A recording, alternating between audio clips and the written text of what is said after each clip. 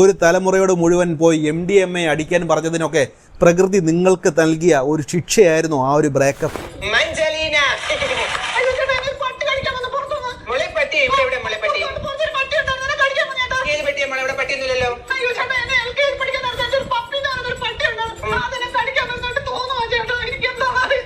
Lady super star എന്ന് പറയുന്നത് repeatedly വിട്ടോണ്ടിരിക്കും. അതാരാണെന്ന് ചോദിച്ചാൽ ഫോണ് നോക്കേണ്ടി വരുന്നു. ഒരു മിനിറ്റ്.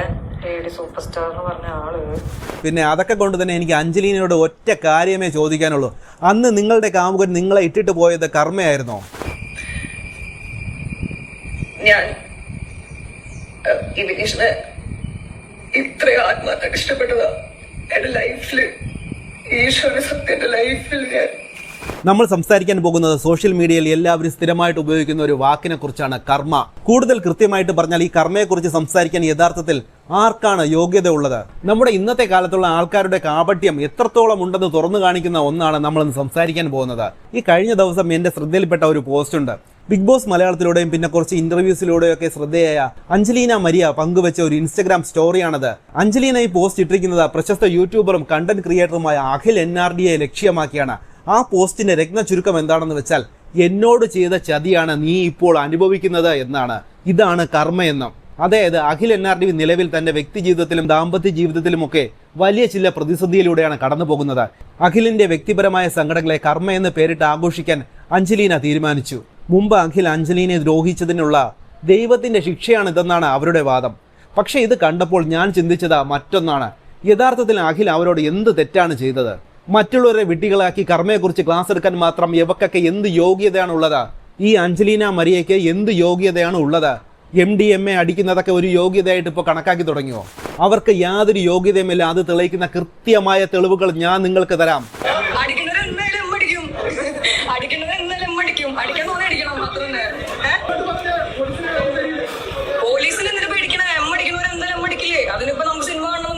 ഇതൊരിക്കലും ലഹരിയോട് അടിമപ്പെട്ടു പോരുതെന്ന് ഞാൻ പറയും.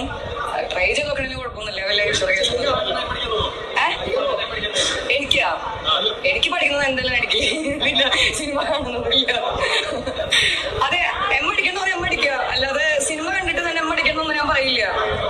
അടിച്ചു മൂടാണെന്നുണ്ടെങ്കിൽ അടിക്കുക, വേറെ കുറെ സാധനം കിട്ടും, അതൊക്കെ മേടിച്ചടിക്കുക.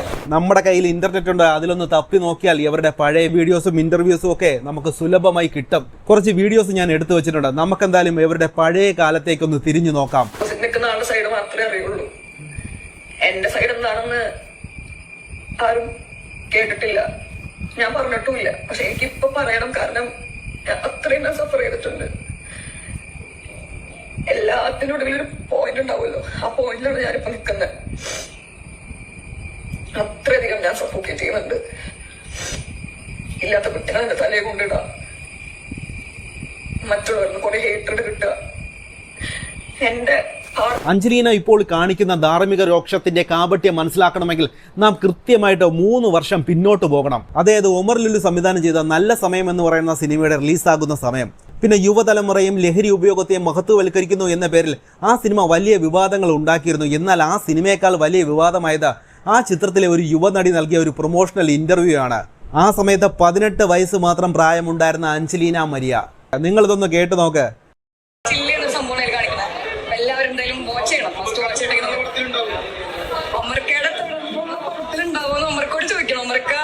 എനിക്ക് വിശ്വാസമുണ്ട് കിട്ടുന്നുള്ളത്.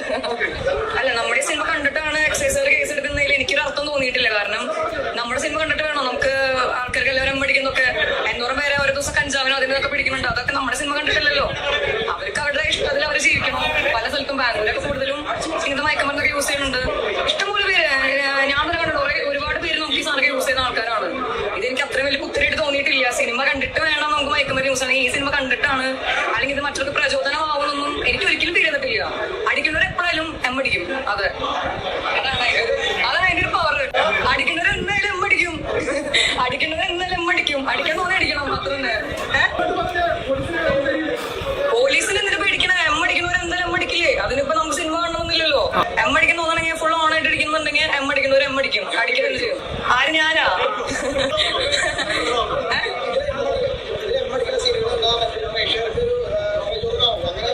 പ്രചോദനമായിട്ട് എനിക്ക് തോന്നിയിട്ടില്ല.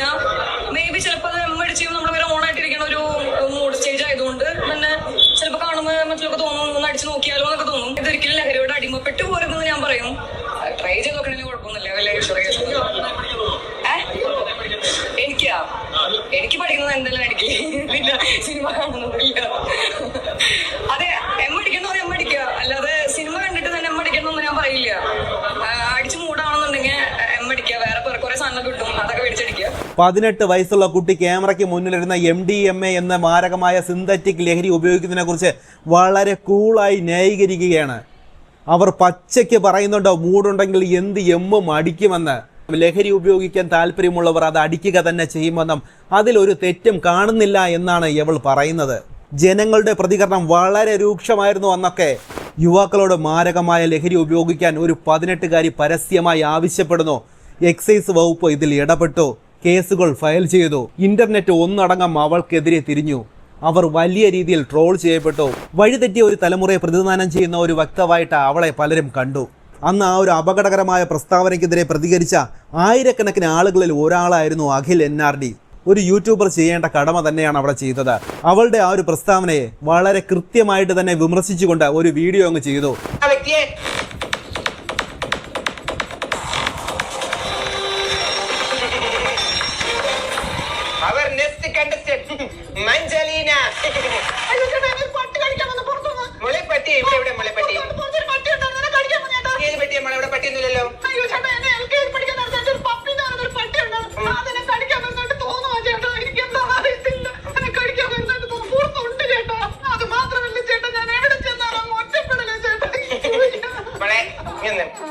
അഭിനയൊക്കെ അകത്ത് കയറിയിട്ട് മതി. ഇവിടെ വെച്ച് കാണാക്കുന്ന അഭിനയം വേണ്ട. മുസ്റ്റാജ് ഞാൻ കേട്ടിട്ടുള്ളൂ. കടങ്ങൾ മോളെ മോളി ഇങ്ങോട്ട് വരുമ്പോഴുള്ള മറ്റുള്ളവർ സപ്പോർട്ട് അതൊക്കെ എങ്ങനെ ഉണ്ടായിരുന്നു മോളെ?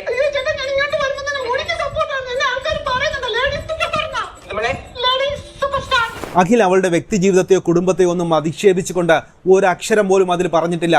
അഖിലിന്റെ മറ്റു ട്രോളന്മാരുടെ വീഡിയോകൾ കാരണം അഞ്ജലീന സോഷ്യൽ മീഡിയയിൽ ശരിക്കും എയറിലായെന്ന് തന്നെ പറയാം. എന്നാൽ ഇന്നത്തെ മീഡിയ ലോകത്ത് നെഗറ്റീവ് പബ്ലിസിറ്റി ഒരു വലിയ പബ്ലിസിറ്റി തന്നെയാണ്. അങ്ങനെ ഇന്റർനെറ്റിലെ ഏറ്റവും വെറുക്കപ്പെട്ട ആ ഒരു മുഖത്തിന് അപ്രതീക്ഷിതമായിട്ട് ഒരു ലോട്ടറി അടിച്ചു. സോഷ്യൽ മീഡിയയിലെ ഈ ഒരു വിവാദങ്ങൾ കണ്ടപ്പോൾ ബിഗ് ബോസ് മലയാളത്തിന്റെ അണിയറ പ്രവർത്തകർക്ക് ഇതൊരു മികച്ച അവസരമായിട്ട് തോന്നി. അവർ അവളെ ബിഗ് ബോസിലേക്ക് ഒരു മത്സരാർത്ഥിയായിട്ട് വിളിച്ചു. അതെ, പരസ്യമായിട്ട് MDMA പ്രോത്സാഹിപ്പിച്ച അതേ പെൺകുട്ടിക്ക് കേരളത്തിലെ ഏറ്റവും വലിയ ടെലിവിഷൻ ഷോയിലേക്ക് തൻ്റെ തെറ്റുകൾ കൊണ്ട് കയറാൻ അവസരം ലഭിച്ചിരിക്കുകയാണ്. എന്നാൽ അവിടെ സംഭവിച്ചത് മറ്റൊന്ന്. പുള്ളിക്കാരിയുടെ വിഡ്ഢിത്തത്തിൻ്റെ മറ്റൊരു വെർഷനാണ് നമുക്കവിടെ കാണാൻ കഴിഞ്ഞത്. ബിഗ് ബോസ് വീടിനുള്ളിൽ കയറിയപ്പോൾ മുതൽ താനൊരു പാവമാണെന്നും എല്ലാവരും തന്നെ ഒറ്റപ്പെടുത്തുകയാണെന്നും വരുത്തി തീർക്കാനാണ് അവർ അവിടെ ശ്രമിച്ചത്. ഷോയിലേക്ക് വരുന്നതിന് മുമ്പ് ജനങ്ങളുടെ സപ്പോർട്ട് എങ്ങനെ ഉണ്ടായിരുന്നു എന്ന ചോദ്യത്തിന് തനിക്ക് വലിയ പിന്തുണ ലഭിച്ചു എന്നും ആളുകൾ തന്നെ ലേഡി സൂപ്പർ സ്റ്റാർ എന്നാണ് വിളിക്കുന്നതെന്നും അവർ തട്ടിവിട്ടു. ലേഡി സൂപ്പർ സ്റ്റാർ ഈ ഒരു ടൈറ്റിൽ അവർക്ക് എവിടെ നിന്ന് കിട്ടിയെന്ന് നിങ്ങൾക്കറിയാമോ? ഞാൻ കാണിച്ചു തരാം. അത് ഏത് ഫോട്ടോ ഇട്ടാലും ഞാൻ സ്റ്റോറി ഇട്ടാലും ആളെ ആ സ്റ്റോറിക്ക് റിപ്ലൈ തരുന്നത് lady super star, lady super star, lady super star എന്ന് പറയുന്നത് റിപ്പീറ്റഡ്ലി വിട്ടോണ്ടിരിക്കും. അതാരാണെന്ന് ചോദിച്ചാ ഫോണ് നോക്കേണ്ടി വരുന്നു. ഒരു മിനിറ്റ്. ലേഡി സൂപ്പർ സ്റ്റാർ എന്ന് പറഞ്ഞ ആള്, അതായത് 3 വർഷം മുമ്പ് ഏതോ ഒരുത്തൻ കളിയാക്കാൻ വേണ്ടി ഇട്ട ഒരു ട്രോൾ കമന്റ് വെച്ചാണ് ഇവർ താൻ ലേഡി സൂപ്പർ സ്റ്റാർ എന്ന് വിശ്വസിച്ച് നടക്കുന്നത്. ഒരാൾ വന്ന് തന്നെ ഊക്കി വിടുകയാണെന്ന് മനസ്സിലാക്കാനുള്ള വകതിരിവ് പോലും ഇല്ലാത്ത ഒരു പെൺകുട്ടിയായിരുന്നു അവർ.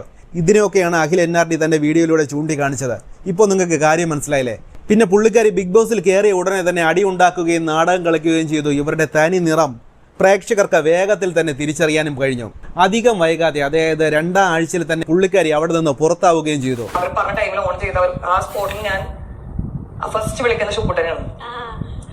കാരണം എനിക്ക് ഏറ്റവും കൂടുതൽ മിസ് ചെയ്ത ഷുപ്പുട്ടൻ. എനിക്ക് എന്റെ ഫാമിലിയേക്കാളും ഏറ്റവും മിസ് ചെയ്ത ഷുപ്പുട്ടൻ. നമുക്കിനി ഇവർ അഖിൽ NRDക്കെതിരെ ഇട്ട ഇൻസ്റ്റഗ്രാം പോസ്റ്റിലേക്ക് വരാം. അതായത് അഖിലിന്റെ ഭാര്യ അദ്ദേഹത്തെ ഇട്ടിട്ട് പോയത് കർമ്മയാണെന്നാണ് അഞ്ജലീന പറയുന്നത്. ഒരാളുടെ യഥാർത്ഥ ജീവിതത്തിലെ ദാമ്പത്യ തകർച്ചയെ അവർ ഒരു ആഘോഷമാക്കുകയാണ് അവിടെ. എന്നാൽ അതേ സമയത്ത് തന്നെ അഞ്ജലീന സ്വന്തം പ്രണയത്തെക്കുറിച്ച് മുമ്പ് പറഞ്ഞ കാര്യങ്ങളും കൂടി നമുക്ക് ഇവിടെ ഒന്ന് കേൾക്കാം. ഞാൻ അത് വിളിച്ചിട്ട് കരയായിരുന്നു, സന്തോഷം കൊണ്ട് കരയായിരുന്നു. മിസ് ചെയ്തേണ്ട ഒരു, കാരണം അവിടെ ഉള്ളപ്പോഴും ഞാൻ വിഷ്ണുടൊക്കെ ഇടയ്ക്കിടയ്ക്ക് പറയാം ഞാനും താല്പര്യം സ്വപ്നം കണ്ടു, ഹൗസിലുള്ളപ്പോ വെളുപ്പിനെ സ്വപ്നം കണ്ടു, അങ്ങനെ ഇങ്ങനെ എന്നൊക്കെ പറയുമ്പോ ഒബ്വിയസ്ലി എനിക്ക് നിന്ന് മിസ് ചെയ്യുന്നുണ്ട്. ഞാൻ ഏറ്റവും കൂടുതൽ സ്വപ്നം കണ്ടിരിക്കുന്നത് അടുപ്പിച്ചടുപ്പിച്ച് എപ്പോഴും സ്വപ്നം കണ്ടത് അവനെയാണ്, ഷുപ്പുട്ടനെയാണ്. എനിക്ക് ഭയങ്കരമായിട്ട് മിസ് ചെയ്ത് ഞാൻ ആ വിഷുവിന്റെ സമയത്ത് വരെ കരഞ്ഞു പറയണ്ടായിരുന്നു. പിടിച്ച് നടക്കുന്ന അത്ര ആഗ്രഹമുണ്ട്. അതായത് ബിഗ് ബോസ് വീട്ടിനുള്ളിലായിരുന്നപ്പോൾ അവരുടെ കഥ മുഴുവനും സ്വന്തം കാമുകനെ ചുറ്റിപ്പറ്റിയായിരുന്നു. ശരിക്കും പറഞ്ഞാൽ ഒരു മെഗാ സീരിയൽ സെറ്റപ്പിലായിരുന്നു കാര്യങ്ങളൊക്കെ. അവരവിടെ ഇരുന്ന് കരഞ്ഞു, അവന് വേണ്ടി അപേക്ഷിച്ചു. പക്ഷേ രണ്ടാമത്തെ ആഴ്ച അവിടെ നിന്ന് ഇറങ്ങിപ്പോയതിനു ശേഷം എന്ത് സംഭവിച്ചു? എവിടെ പോയി താങ്കളുടെ ഷുക്കുക്കുട്ടൻ? അവൻ അവളെ തേച്ചു. അതാണ് അവിടെ സംഭവിച്ചത്. അതായത് ബിഗ് ബോസ് വീട്ടിനുള്ളിൽ വെച്ച് അവൾ ആർക്ക് വേണ്ടിയാണോ കരഞ്ഞത്, പുറത്തിറങ്ങിയപ്പോൾ അവൻ എവളെ ഇട്ടിട്ട് അവൻ്റെ പാടും നോക്കി പോയി. അല്ലെങ്കിൽ തന്നെ ഇതിനെയൊക്കെ സഹിക്കേണ്ട കാര്യമുണ്ടോ? ഈ MDMA ഒക്കെ സഹിക്കേണ്ട കാര്യം ആർക്കാ ഉള്ളത്? നിൽക്കുന്ന ആളുടെ സൈഡ് മാത്രമേ അറിയുള്ളൂ. എന്റെ സൈഡ് എന്താണെന്ന് ആരും കേട്ടിട്ടില്ല, ഞാൻ പറഞ്ഞിട്ടുമില്ല. പക്ഷെ എനിക്കിപ്പോ പറയണം, കാരണം അത്രയും ഞാൻ സഫർ ചെയ്തിട്ടുണ്ട്. എല്ലാത്തിനോടും ഒരു പോയിന്റ് ഉണ്ടാവുമല്ലോ, ആ പോയിന്റിലാണ് ഞാനിപ്പോ നിൽക്കുന്നത്. അത്രയധികം ഞാൻ സപ്പോർട്ട് ചെയ്യുന്നുണ്ട്. ഇല്ലാത്ത കുറ്റങ്ങൾ എന്റെ തലയെ കൊണ്ടിടാം, മറ്റുള്ളവർക്ക് കുറെ ഹേറ്റഡ് കിട്ടുക. എന്റെ ആരെന്താണെന്ന് ഒരാളും കേട്ടിട്ടില്ല, ഞാനായിട്ട് അങ്ങോട്ട് പറഞ്ഞിട്ടില്ല, എന്നോട് ചോദിച്ചിട്ടില്ല. കാരണം എല്ലാവരും അങ്ങനെയാ, ഒരു സൈഡ് മാത്രമേ കേൾക്കുള്ളൂ. ഓപ്പോസിറ്റ് സൈഡ് ആരും കേൾക്കാൻ തയ്യാറായിരിക്കില്ല. ഞാൻ എന്റെ ലൈഫിൽ ചെയ്ത ഏറ്റവും വലിയ മിസ്റ്റേക്ക്, ഞാൻ ഈ വിനീഷിനെ ഇത്രയും ആത്മാർത്ഥമായിട്ട് ഇഷ്ടപ്പെട്ടതാ. എന്റെ ലൈഫില് ഈശ്വര സത്യം, എന്റെ ലൈഫിൽ ഞാൻ ഇങ്ങനെയാണ് ഞാൻ സ്നേഹിച്ചിട്ടില്ല. ഇത്രയും ഞാൻ സ്നേഹിച്ചിട്ടില്ല. ചങ്കുപൊട്ടി പറയണത്, എന്റെ ലൈഫിൽ ഇങ്ങനെയാണ് ഞാൻ ഇത്രയധികം സ്നേഹിച്ചിട്ടില്ല. പിന്നെ അതൊക്കെ കൊണ്ട് തന്നെ എനിക്ക് അഞ്ജലീനയോട് ഒറ്റ കാര്യമേ ചോദിക്കാനുള്ളൂ. അന്ന് നിങ്ങളുടെ കാമുകൻ നിങ്ങളെ ഇട്ടിട്ട് പോയത് കർമ്മയായിരുന്നോ?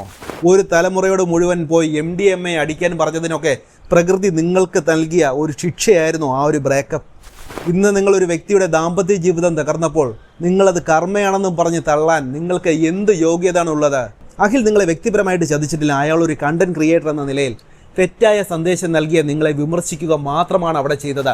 വൈറലാകാൻ വേണ്ടി നിങ്ങൾ കാട്ടിക്കൂട്ടിയ മണ്ടത്തരങ്ങൾ, നിങ്ങൾ ഉണ്ടാക്കി വെച്ച പ്രശ്നങ്ങൾക്ക് ആ പാവം എന്ത് പഴിച്ചു? അതായത് ബിഗ് ബോസിൽ നിന്ന് പുറത്താക്കപ്പെടുകയും ബ്രേക്കപ്പിന് ശേഷം അഞ്ജലീന ചെയ്തത് എന്താണ്? ഒരു ക്യാമറ ഓൺ ചെയ്ത് കരഞ്ഞുകൊണ്ട് ആരും എൻ്റെ ഭാഗം കേട്ടില്ലേ എന്ന് പറഞ്ഞുകൊണ്ട് വിക്ടം കാർഡ് കളിക്കുകയാണ് അവിടെ ചെയ്തത്. ഞാൻ എന്താ പറഞ്ഞു വരുന്നതെന്ന് വെച്ചാൽ, ഇത് ഇന്നത്തെ കാലത്തെ ചില ആൾക്കാരുടെ, ചില ന്യൂ ജനറേഷൻ പിള്ളേരുടെ അറ്റൻഷൻ സീക്കിങ്ങിന് വേണ്ടിയിട്ടുള്ള ഒരു സെറ്റപ്പാണ്. അതിൻ്റെ സ്റ്റെപ്പ് 1 എന്തെന്ന് വെച്ചാൽ, ശ്രദ്ധ കിട്ടാൻ വേണ്ടിയിട്ട് എന്തെങ്കിലും തോന്നിവാസമൊക്കെ വിളിച്ച് പറയണം. അടുത്തത് സ്റ്റെപ്പ് 2, ആളുകൾ വിമർശിക്കുമ്പോൾ അത് താങ്ങാൻ പറ്റാതെ വരിക. അടുത്തത് 3ാമത്തെ സ്റ്റെപ്പ്, ക്യാമറ ഓൺ ചെയ്ത് വെച്ച് 2 തുള്ളി കണ്ണീർ വീഴ്ത്തി താനൊരു ഇരയാണെന്ന് സ്ഥാപിക്കുക. അതായത് ഇല്ലാത്ത കുറ്റം എൻ്റെ തലയിൽ കൊണ്ടിട്ടതാണെന്നാണ് അവർ പറയുന്നത്. ഈ MDMA ആരെങ്കിലും നിങ്ങളെ ഉപയോഗിക്കാൻ നിർബന്ധിച്ചതായിരുന്നോ? ഇല്ല, എനിക്ക് അറിയാൻ മേലാഞ്ഞിട്ട് ചോദിക്കുന്നത്. അത് നിങ്ങളുടെ വാക്കിൽ, നിന്റെ നാക്കിൽ നിന്ന് നീ തന്നെ പറഞ്ഞതല്ലേ? ബിഗ് ബോസ് വീടിനുള്ളിൽ കയറി നാടകം കളിക്കാൻ നിന്നോട് ആരെങ്കിലും പറഞ്ഞിരുന്നോ? ഇല്ലല്ലോ. ഇതൊക്കെ സ്വന്തം തീരുമാനങ്ങളായിരുന്നു, സ്വന്തം മണ്ടത്തരങ്ങളായിരുന്നു. നിന്റെ മണ്ടത്തരങ്ങൾക്ക് നിനക്ക് കിട്ടിയ വിമർശനങ്ങളായിരുന്നു. അതാണ് യഥാർത്ഥ കർമ്മ. മനസ്സിലായില്ലേ? അതായത് 3 വർഷം മുമ്പുള്ള ചെറിയൊരു ഈഗോയുടെ പേരിൽ ഇപ്പോൾ വ്യക്തി ജീവിതത്തിൽ തകർന്നു നിൽക്കുന്ന ഒരു വ്യക്തിയെ വീണ്ടും ചവിട്ടി താഴ്ത്താൻ നിങ്ങൾ ശ്രമിക്കുമ്പോൾ നിങ്ങളുടെ യഥാർത്ഥ സ്വഭാവമാണ് അവിടെ വെളിവാകുന്നത്. അഖിൽ NRD അല്ല നിങ്ങളുടെ ജീവിതം നശിപ്പിച്ചത്, നിങ്ങളുടെ സ്വന്തം പ്രവൃത്തികൾ തന്നെയാണ് നിങ്ങളെ നശിപ്പിച്ചത്. അഖിൽ നിങ്ങൾക്ക് ഒരു കണ്ണാടി കാണിച്ചു തരിക മാത്രമാണ് ചെയ്തത്. നീ എന്താണ് ചെയ്തുകൊണ്ടിരിക്കുന്നതെന്ന് നിനക്ക് വ്യക്തമായിട്ടുള്ള ഒരു കണ്ണാടി. കുടുംബങ്ങളെ തകർക്കുന്ന ലഹരി ഉപയോഗത്തെ പിന്തുണച്ച ഒരാൾ മറ്റൊരാളുടെ കുടുംബജീവിതമെന്ന് പറഞ്ഞ് സന്തോഷിക്കുന്നത് എത്ര വലിയ കാപഠ്യമാണ്. പിന്നെ ഈ ഒരു വീഡിയോ കാണുന്ന പ്രേക്ഷകരോടാണ് എനിക്ക് ചോദിക്കാനുള്ളത്, ഇത്തരം ട്രാക്ക് റെക്കോർഡുള്ള ഒരാൾക്ക് കർമ്മയെക്കുറിച്ച് സംസാരിക്കാൻ എന്ത് യോഗ്യതയെങ്കിലും ഉണ്ടോ? നിങ്ങൾ തന്നെ പറയുക. എന്ത് തന്നെയാണെങ്കിലും നിങ്ങളുടെ അഭിപ്രായം കമൻറ്റ് ബോക്സിൽ രേഖപ്പെടുത്തുക. നമുക്ക് പുതിയൊരു വിഷയമായിട്ട് വീണ്ടും കാണുന്നവരേക്കും എല്ലാവർക്കും ശുഭദിനം.